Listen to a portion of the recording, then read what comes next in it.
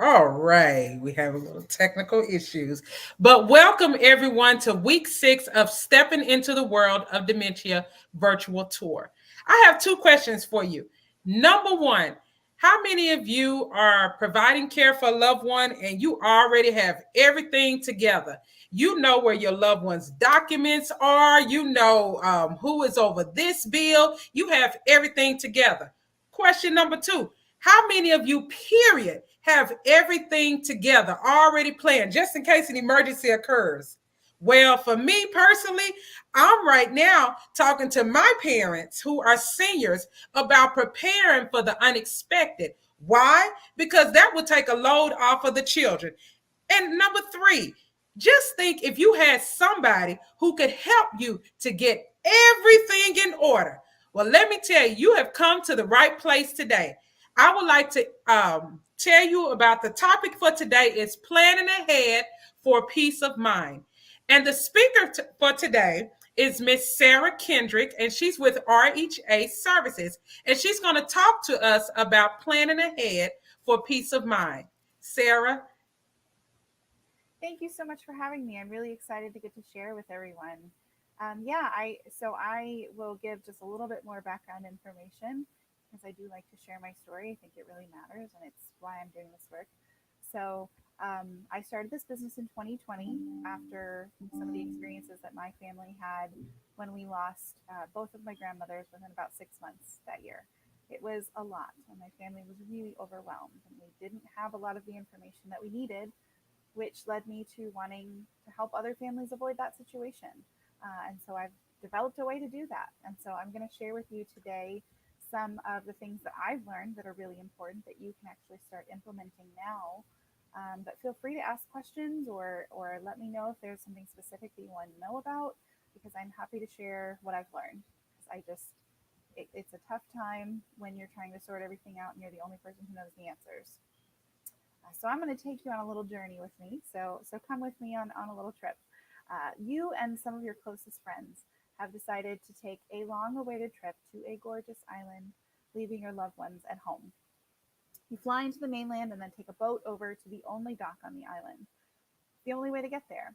It is the most beautiful place you've ever seen. It's just spectacular. You spend the next week basking in the hot, sultry sun, floating in the warm sea water, feeling the breeze in your hair, and sipping your tropical fruity beverage of choice. Your last night on the island, however, you are awakened by a tremendous storm. Your room feels like it might blow away, and in the morning light, you can see the chaos left behind by the storm. But it isn't until you go check out that you realize the extent of the damage. When they let you know that due to the dock being damaged, you won't be able to leave. You're going to be spending a few extra days in paradise. And unfortunately, due to the storm, you're also without Wi Fi or cell phone service. That is when the panic truly starts to set in. You had an important appointment with your loved one the day after your return, and you're the only one who has the contact information or knows where that doctor's office is. The stack of bills kept neatly in your desk drawer is due as well. You're the one who normally pays them, so nobody else is probably thinking about it or will know where to find that information. All the peace that you found during the previous week disappears as you realize that without you there or reachable, things will quickly fall apart at home. Now, I know that for most of us at this point, being stranded on a desert island for a few days actually sounds pretty good and is a little far fetched. I do understand that. But there are actually a whole host of reasons why we may not be available to be the touch point for our loved ones and their care. If we're the only person who knows that information, that makes things really, really complicated. So what I want to help you do is get all of that information out of your head and into something else that someone else can find. So if you take nothing else away from this presentation, the one question I want you to remember is what would someone else need to know? If someone else is having to step into your life to care for your loved one, to make sure your bills get paid, to take care of your animals, what would they need to know? We need to organize this information in the easiest way possible so that they can keep things going even without us there. So I'm going to share three main areas where we can start to get things gathered together. So it's going to be caring for loved ones, And then number two is going to be money matters. And then number three is going to be your important information. So we're going to start with number one. We're going to start with caring for loved ones. So, again, that really important question is, what would someone else need to know? So, when it comes to caring for your loved one, what does that look like? Let's talk about your loved one's schedule. So, if you are the one who is the main caretaker for someone, you've got a schedule that you keep. There are doctor's appointments or therapy appointments. There are maybe your loved one really likes to have a routine and they eat lunch at a specific time every day and they watch a certain show at a certain time. Somebody else who's stepping into your space won't know that. So let's go ahead and make sure we keep a really detailed schedule with all of that information so that someone else would know how to best care for our loved one. And then when you're considering about those appointments and things, share your calendar with someone. Is there someone that you can share that with? If you've got a paper calendar, can you, send somebody an updated picture every now and again so that they have that information if they need it? If you have a digital calendar, it's even easier to share that. That's something that I do with my husband. We share a calendar so that everybody knows what's going on. But I'd ask you to actually take it one step further. So after you've shared that information, well, actually before, because it doesn't make sense to do it after, but before you've shared that information with someone, consider including the addresses and the phone numbers for all of those appointments in your calendar. Even if they are something that occurs regularly on a schedule every week, just have that phone number and have that address for that location on every appointment, because if someone else has to step into that space, they're not going to know where to go. And for them to try and figure out where to go or who to call to cancel the appointment if they need to, or how to get somebody there, that's more steps than we want them to have to take. We're trying to make things as easy on them as possible, because obviously something has happened to us and we're not there to be able to do the things that we normally do. So let's streamline that process. So include the address and the phone number, contact information for all of those appointments going forward, and then share that with someone. I was actually talking to a client that I worked with, and she shared this story with me. So this was actually a while ago, before cell phones. But she had said that one day her mom, who normally picked them up from school, was not able to do that. And so her dad was asked to pick them up at school. She waited and waited and waited and waited. Finally, her dad showed up. And she was like, "Dad, where have you been? Why did it take you so long to come and get us? Why are you so late?" Well, turns out she had switched schools that year from middle school to high school. Her dad just forgot. He just forgot what school she was at. So he went to pick her up at the wrong school. And so that's the kind of thing that we want to try and avoid by sharing that address information. Maybe a doctor's office has recently changed, or, maybe again, the person who doesn't normally do that work doesn't know. So let's make it really easy for them. Also consider what are some of those must-haves for your loved one? What are their preferences? Again, maybe it's part of that schedule. Maybe it's that routine, that rhythm of the day, or maybe it's a certain food. Maybe it's a certain way the room needs to be arranged. I was working with someone whose dad had moved into an assisted care facility, and they had called her and said, "Your dad is only sleeping at the foot of his bed. We don't know what to do. He can't tell us what's going on. Do you have any ideas of ways we can make him more comfortable? Because only sleeping at the foot of your bed is not a super great, feeling, right? That's pretty uncomfortable." And she thought about it for a moment. She said, "You know what? He has always slept with his bed parallel to the wall, and in this assisted facility, the headboard was against the wall instead of parallel, to the wall, having a mattress parallel." And so they were able to switch that around for him, and he was able to sleep and have a much better quality of life, being in his bed the way that he needed to be. He just wasn't able to communicate that. So what are some of those things that your loved one might really have a preference for that somebody else really just wouldn't know? Try to get some of those gathered together and written down so that if somebody else had to step into that space, they would be able to. Also, health information. Let's make sure that people have what they need for that. So that's doctor's information, any allergies, any um, things that they should avoid, anything that is required for their care, especially those medications and when they have to be taken, if they need to be taken with food, all of those kinds of things that somebody else who's coming in wouldn't necessarily know, but because you're the main caretaker. And then also consider who else can help, who could be tapped to step into your space if you weren't there to manage things.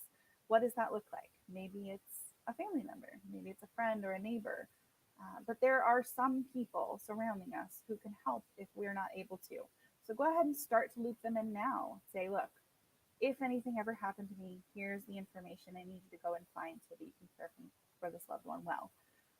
And just kind of let them know ahead of time, get some of those things in place now, so that if that did happen, if there was an emergency, people aren't having to scramble. All right, so that was caring for loved ones. And then let's just remember that most important question: what would someone else need to know? So, number two, we're going to talk about money matters. So, what would someone else need to know about our finances? So, the big question here is, who handles those finances for your family? Who pays the bills? Who knows where the investments are? If it's you, great. Are you the only person who knows, though? Because that's where we get into trouble.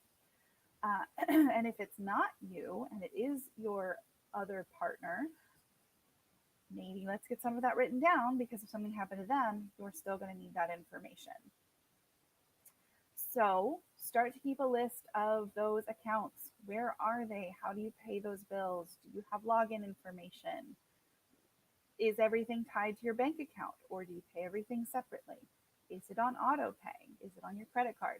All of those details that you already know or that your spouse already knows, somebody else might need to know too. So start to gather that together, create a document, or create a system somehow that where someone else would be able to find that information if necessary.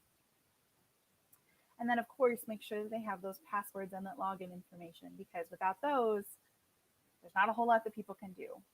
I was working with someone who, it was the height of COVID, so it was 2020, the end of the year, and her husband was really sick, and they thought that he was going to have to go into the hospital. And at that point, nobody was allowed in, and they weren't getting a lot of communication from people who were in the hospital just because they were in a crisis, right? There just wasn't time.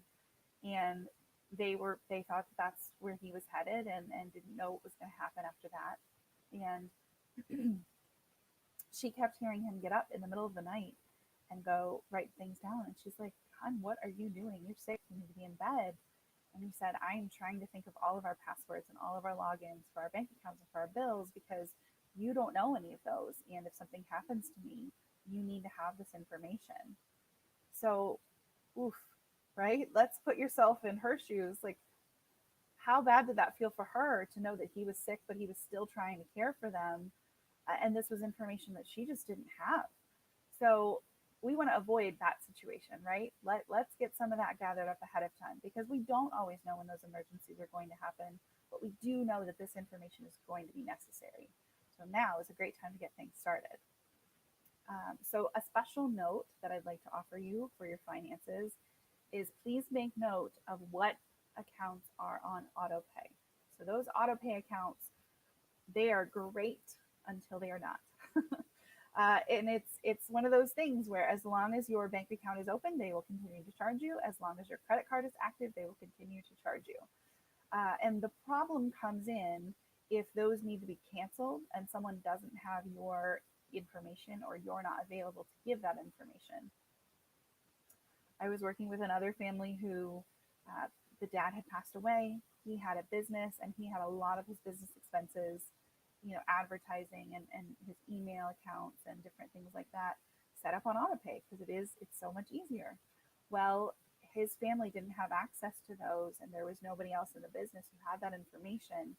And because of the probate process, it took months to get those shut down. And so that's hundreds, if not thousands of dollars that they lost just from those autopay accounts continuing to populate, because it does take a while, especially if someone passes away. That probate process is usually at least 6 months, sometimes a lot longer. And so as long as those accounts are open, that money is going to continue to disappear. So let's make sure that someone would be able to close those down when necessary. And then, just a side note, for if you have a business or if you work in a business where you are someone who does something really specific, if you're the only person who knows what you do, gather that information for your work or for your business as well. Make sure that someone else would be able to access that information. So I'm a business owner. It's a very small business because it's just me. I mean, I do have my support puggle snoring behind me, but she's not great with passwords. So that's something that I needed to consider for my own business is, what would my husband need to do if I wasn't here? And really, if we're being honest, if you own a business, or again, if you work in a business and you do something really specific, your spouse doesn't need to be handling that. If something's happened to you, they need to be either with you, helping to care for you, or helping to care for all of the other pieces of life that they're now having to manage on their own because we're not able to help. So I would ask you to have a business, what I call a business executor. So that's somebody who would basically be able to step into your space, help finalize things for the business, be able to call your contacts, your clients, and do some of that work on your behalf so that either things could continue to go smoothly when you came back or that things could be shut down without needing a lot of input from your spouse in the event that you became incapacitated or just weren't able to continue on with the business. So again, it's what are things that you are the only one who manage it. Maybe it's those passwords, that login. Maybe there are operations at your business where you're the only person who knows that. Those are the kinds of things that we need to make sure are accessible to someone else if we're not there. All right, and then number 3, we're going to talk about important information. So again, what would someone else need to know? Let's make sure we continue asking that question. So what does someone else need to know about our important information? Well, for starters, we need to keep it safe. So consider scanning copies of your most important documents onto a password protected flash drive. So there are certain flash drives, USB drives, that have an encrypted vault, and you can put things in there that your average person's not just going to be able to look at. It's not just a basic piece of paper that's saved. It's password protected. So that's a great way to make sure that people can't look at all these passwords or don't find this login information. If you're putting it in that vault with a password, it's a little bit more protected. So that might be a good way to keep some of that both available and then also secure.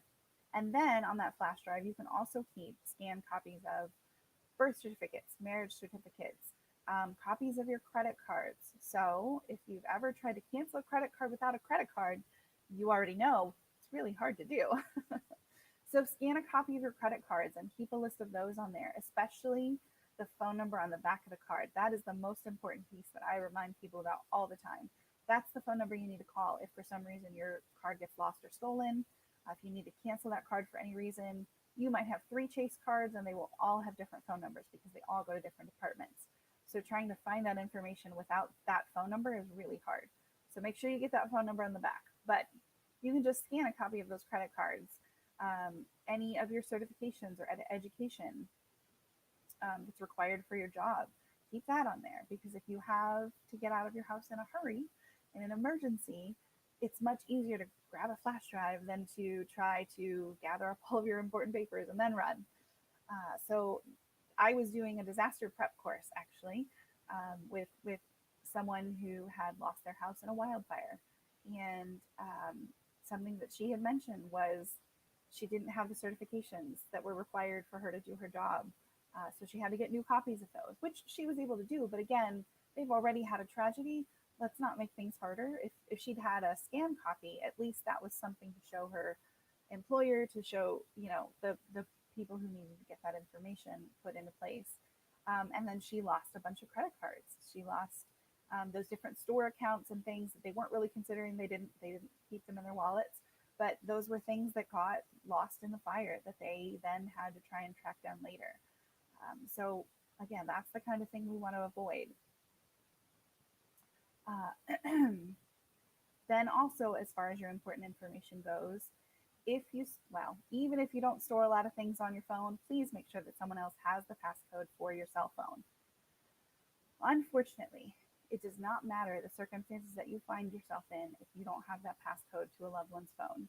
The phone company, the whoever provides your cell phone service, they do not care. They care more about the security of making sure that people's information is private. They care less about you getting access to that loved one's phone.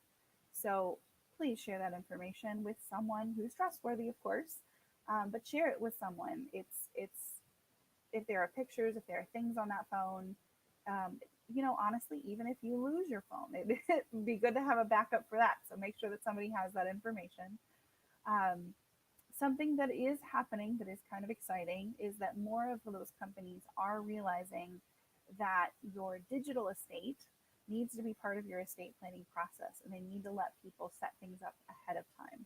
So there are a few companies that are letting you do some of that. Setting up a legacy contact is what most of them call it. And so that's information that if you want to talk more about it, let me know, because I think it's really great that you are able to set some of those things up ahead of time as well. But yes, let's make sure that people can access our cell phones, our emails, and things like that if necessary. And then, of course, I'm always going to encourage people to have a will, a healthcare and financial power of attorney, and a living will, which is also known as your advance directives. It's We always think that there's more time, and sometimes there is more time. We're here. We don't know how long, and that's the thing, is that none of us have any guarantees, and life is uncertain sometimes. I think we've all seen that a lot over the past couple of years, is that we just don't know what to expect, and we just don't know. So go ahead and get some of those documents in place now, because that is a really lovely way to care for your loved ones. Things get really complicated if you don't have some of that information to gather it up. And that's the kind of thing that we want to avoid. We really want to continue to care for our loved ones, even when we're not there. So I know that it can feel really overwhelming to try and think about all these pieces and gather up all this information. And oh my goodness, what in the world? How am I ever going to figure out all of these things? So please don't panic. Start small. Start with one little piece of information.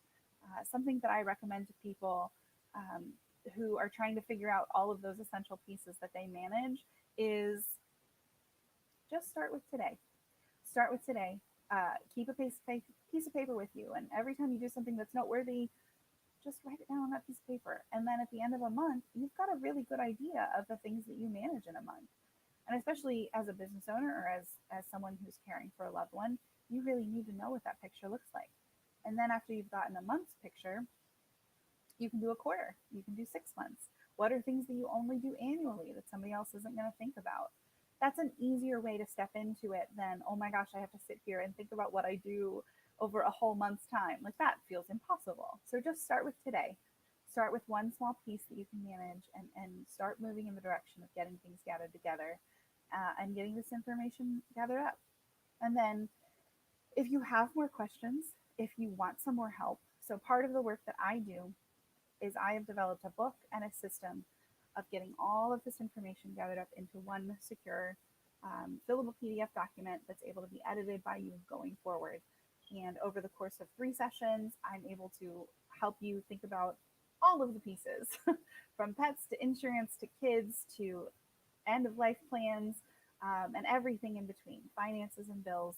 I just think that it's so important for people to have this information available. So if you've got more questions about that, of course, I'd be happy to share more information with you. But there are ways that we can start to do this now, and that we can continue to care for our loved ones, even if we're not there. But if we can take a few of those extra steps ahead of time. And that way, if you do ever get stuck on an island, you can sit back, relax, and have a pina colada for me. So thanks so much. I'm so happy to get to share. If anybody has any questions, let me know. All right, thank you, Sarah. This was some great information. I like the fact that you hit every area. You hit the caregivers, you hit the business people who have businesses, and just regular people, husband, wives. You hit every area, and like she mentioned, it is so important to plan ahead and go on and get everything in order, because you never know when emergency is going to occur, and it is not easy trying to find all these documents, who this bill collector is, who's over this and that. It's not easy, especially if you're dealing with the process of grieving. It's not easy. So it's better to get things in place early. Even things such as your will, a trust, all of that together now. And I like the fact I'm glad that I met Sarah, because I've never met anyone who actually assists in helping people to get things in order. So I did put in the chat box if anybody is needing any assistance in planning ahead, because it's a lot of information at times that you have to get together. And for me, that can be a little frustrating. So I would need a little bit of help. So if you're one of those who need a little bit of help, in the box, in the chat box, I've put the name of the business, RHEA Services, and you can go to www.rheaservices.com for additional information. And if you have any questions. Thank you again, Sarah, for coming on today. And I hope that all of you learned some information, and I hope you all learned the importance of planning ahead. Continue to stay tuned on the website, royaltyseniorservices.consulting.com, to learn about the next few topics that we will be discussing over the next couple of weeks. Thank you so much, and everybody have a great day. Thank you, Sarah.